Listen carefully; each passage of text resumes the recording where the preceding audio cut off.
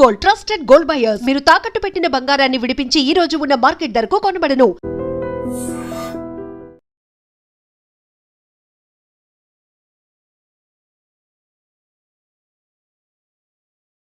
నమస్తే, welcome to I dream talking point with కవిత.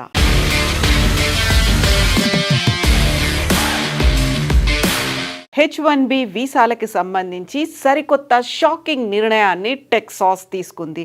ఇప్పటికే H1B వీసాలకి సంబంధించి వీసా ప్రాసెసింగ్ ఫీజుని $15,000 నుంచి $1,00,000 చేశారు. ఆ తర్వాత సోషల్ మీడియా వెట్టింగ్తో గత ఏడాది ఆపేసినటువంటి ఇంటర్వ్యూ ప్రాసెస్ అనేది ఈ సంవత్సరం అక్టోబర్లో ప్రారంభమవుతుంది అని భావించినప్పటికీ కూడా ఇప్పుడు టెక్సాస్ రాష్ట్రం నెక్స్ట్ ఇయర్ అంటే 2027 మే వరకు H1B వీసాలను రద్దు చేయాలనేటువంటి నిర్ణయాన్ని తీసుకుంది.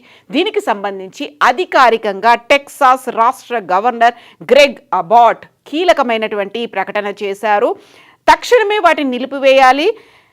మే 2027 మే 31 వరకు ఈ నిర్ణయం అమల్లో ఉండబోతోంది. రాష్ట్ర వ్యాప్తంగా ఉన్నటువంటి ప్రభుత్వ సంస్థలు విశ్వవిద్యాలయాలకు ఈ మేరకు ఆదేశాలని కూడా జారీ చేశారు. మేక్ అమెరికా గ్రేట్ అగైన్తో పాటుగా అమెరికా ఫస్ట్ అనేటువంటి నినాదాలు ప్రతిబింబించేలా H1B వీసాలకు సంబంధించి ఈ నిర్ణయం తీసుకున్నట్టుగా చెప్తున్నారు. ఒకవేళ అసలు అక్కడ ఉన్నటువంటి స్థానికులు అమెరికాలో ఉన్నటువంటి అమెరికన్ పౌరుల దగ్గర అంత సామర్థ్యం లేకుంటే, అంత నైపుణ్యం లేకుంటే, తప్పనిసరి అనేటువంటి ఒక అనివార్య పరిస్థితి ఉంటే తప్ప H1B వీసాలు ఇవ్వకూడదు అనేటువంటి మాటని గ్రెగ్ అబాట్ అయితే ఈ కీలకమైనటువంటి ఆదేశాలని అటు ప్రభుత్వ సంస్థలతో పాటుగా ఇటు విశ్వవిద్యాలయాలకు కూడా అనౌన్స్ చేశారు. ఈ మేరకు ఆదేశాలు కూడా ఉన్నాయి. భారతీయ నిపుణులని ఇది తీవ్రంగా ప్రభావితం చేస్తుంది అనేటువంటి అంచనా వేస్తున్నారు. H1B వీసాలకు సంబంధించి ఆల్మోస్ట్ 70% వీసాలు అనేవి భారతీయులకే లభిస్తున్నాయి. వారి మీద ఇప్పుడు ఈ ఎఫెక్ట్ పడబోతోంది అనేది వినిపిస్తోంది.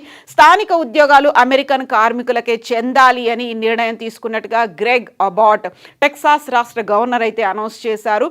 అక్కడ ఉన్నటువంటి టెక్సాస్ వర్క్ ఫోర్స్ కమిషన్ అనుమతిస్తే ఇందులో మినహాయింపులు ఉండొచ్చు అనేది.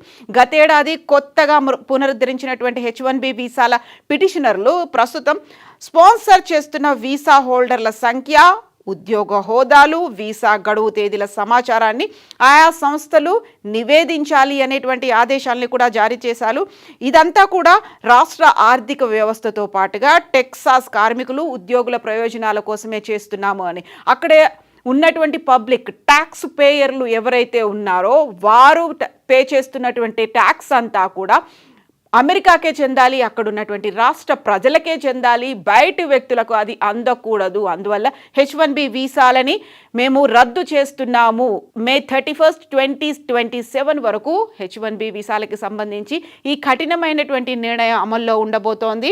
పన్ను చెల్లింపుదారులతో ముడిపడినటువంటి ఉద్యోగాలు మొదటగా టెక్సాస్ ప్రజలకే దక్కేలా రాష్ట్రం ఆదర్శంగా నిలవాలని, కొంతమంది అమెరికన్ కార్మికులను తొలగించి మరీ తక్కువ వేతనాల కోసం H1B వీసాలను బయటి వాళ్ళకి ఇస్తున్నారు. అందువల్ల ఫ్రాడ్ కూడా జరుగుతుంది, అక్కడ చీటింగ్ అనేది కూడా జరుగుతుంది అనేటువంటి నిర్ణయానికి గవర్నర్ గ్రెగ్ అబాట్ వచ్చారు.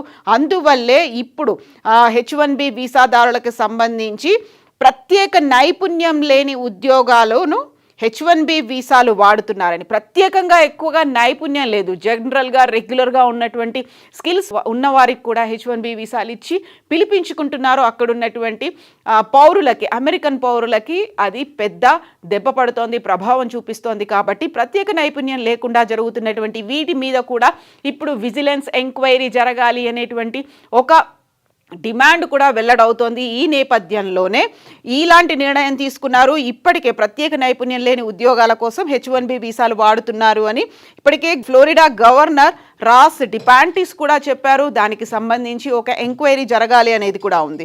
సో ఇప్పుడు నెక్స్ట్ టెక్సాస్ తర్వాత ఫ్లోరిడా కూడా ఉండబోతోంది అనేటువంటి వార్తలు కూడా వినిపిస్తున్నాయి. H1B వీసా హోల్డర్లు కాలిఫోర్నియా తర్వాత టెక్సాస్లోనే ఎక్కువగా ఉంటున్నారు.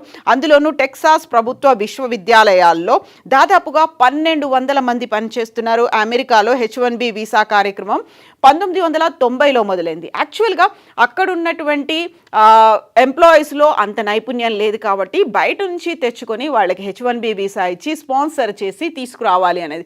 ఫస్ట్ వాళ్ళని చెక్ పెట్టడానికే అక్కడ ఫీజా వీసా ప్రాసెసింగ్ ఫీజుని పెంచారు. ఆ తర్వాత సోషల్ మీడియా వెట్టింగ్ అనేది డిసెంబర్లో ప్రారంభమైంది. ఈ నేపథ్యంలో స్లాట్స్ అన్నీ కూడా పోస్ట్పోన్ అవుతున్నాయి. అవి మ్యాక్సిమం ఈ 2026 మార్చ్ ఏప్రిల్లో ప్రారంభం అవుతాయని మొదట అనుకున్నారు. ఆ తర్వాత అది అక్టోబర్ దాకా పొడిగించారు.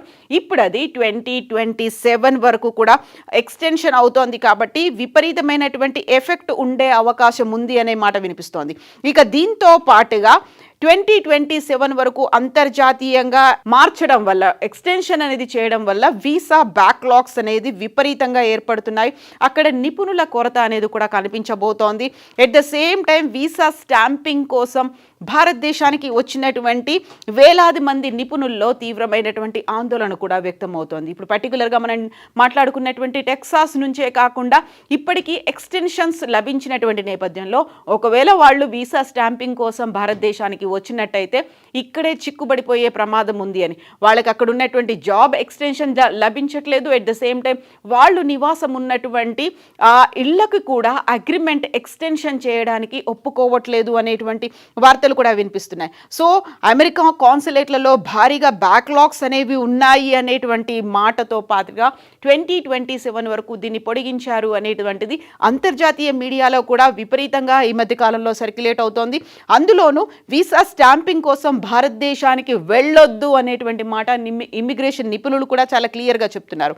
2025 డిసెంబర్లో జరగాల్సినవన్నీ 26లో అవుతాయి, లేకపోతే ఇప్పుడు అది 27కి ఎక్స్టెన్షన్ అయింది. కాబట్టి తీవ్రమైనటువంటి ఆందోళన ఉంది. జనవరి ఫిబ్రవరిలో అపాయింట్మెంట్ల కోసం చూసుకున్న వారికి ఏడాది తర్వాతే కేటాయిస్తూ ఈమెయిల్స్ కూడా వచ్చాయి. కాబట్టి అక్కడ ఉన్నటువంటి వేలాది మంది వృత్తి నిపుణులు ఇక్కడ ఎక్స్టెన్షన్ కోసం వచ్చిన వాళ్ళు, స్టాంపింగ్ కోసం వచ్చిన వాళ్ళు, లేకపోతే ఇతర పనుల మీద వచ్చిన వాళ్ళు ఇక్కడే భారతదేశంలోనే చిక్కుబడిపోయారు.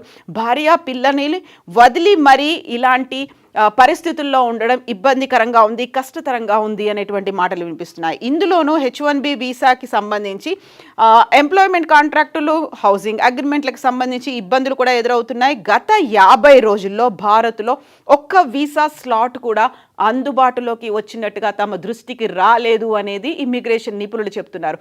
ఈ నేపథ్యంలోనే ఇప్పుడు H1B వీసాలకి సంబంధించి స్లాట్ దొరకడం అనేది, అపాయింట్మెంట్ అనేది, ఇంటర్వ్యూ ప్రాసెసింగ్ కోసం అనేది బుక్ చేసుకోవడం చాలా కష్టతరంగా మారింది అనేది.